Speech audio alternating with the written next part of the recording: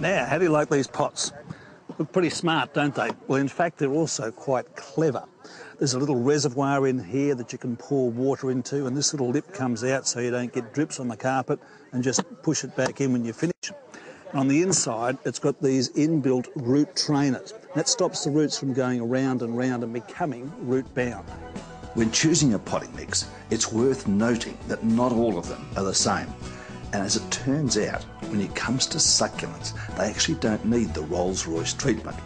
Now, for any other plant, for a feature plant or a vegetable pot, I'd go for the professional mix like this. It's got everything, including water-storing crystals, natural biostimulants to accelerate growth, and controlled release fertiliser for 12 months continuous feeding. Now, because succulent plants are very slow growing, we don't want to overfeed them. So we're going to use this mix instead. This is a general purpose one that has a moderate amount of fertiliser, enough to keep the plants going for about 3 months. This handy little dial here gives you all the information you need to know about fertilisers and water holding capacity.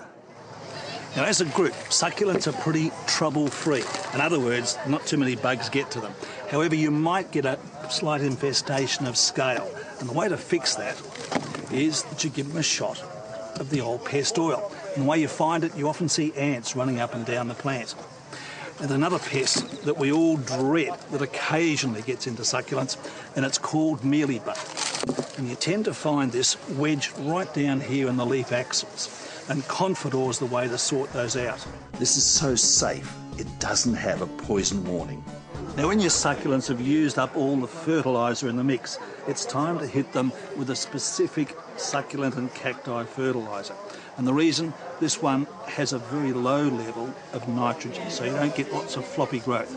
So in this instance, it's 20 mils into a 9 litre watering can. Give it a bit of a shake, and just pour it over. Now, it doesn't matter if it goes on the foliage and the soil, either will take it up, and away you go. Now, you know, the main reason I love these succulents is with the crazy life I lead, these things can be left alone without watering and they'll survive beautifully.